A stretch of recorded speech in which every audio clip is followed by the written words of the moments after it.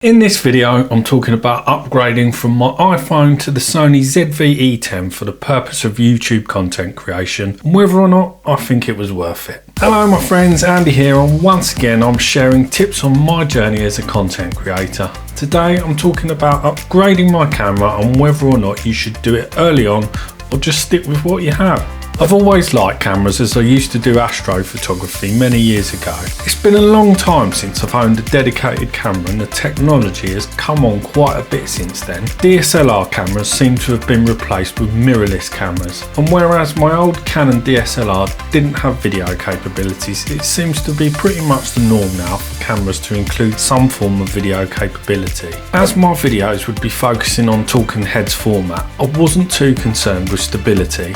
I think if ever I'm planning on recording out and about, then I'd just stick with my phone and the DJI Mobile 6 gimbal. I spent a long time doing research on YouTube because let's face it, where else are you going to go for researching the best cameras for YouTube? During my research I noticed a lot of references to the Sony range of cameras, and two that often came up were the ZV-E10 and the ZV-1. The ZV-1 is fairly similar to the ZV-E10 but comes with an inbuilt 24 to 70mm zoom lens. There's not really any point buying a camera under the £500 mark as you're likely to be buying something that's not really any better than your phone.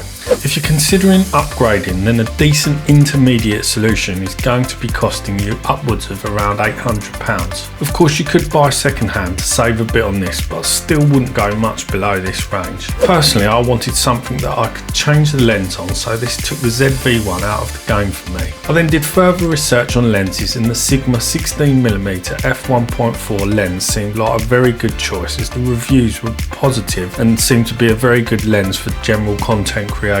I really wanted to get some good bokeh, or whatever the hell it's called. Let's just call it the blurry background. And this is achieved with a low f-stop lens. F-stop in simple terms is how much light the lens lets into the camera. A lower f-stop allows in more light, which gives a shallower depth of field, which is how you get the blurry background. On phones you will have a wider depth of field, and so you lose the blurry background as everything is kept in focus. On the iPhone you can achieve the blurry background look by recording in cinema mode, but this is done in the software on the phone, and personally I thought it looked a bit fake. Here's a clip of the iPhone 14 and the Sony ZV-E10 side by side. The iPhone is in normal camera mode, and here's a clip of the iPhone in cinema mode with the software generated bokeh or blurry background. I opted to buy a used camera body without the stock lens because I didn't think the lens was going to give me the blurry background I wanted. Although if you want some flexibility, then the stock lens might be the better option for you.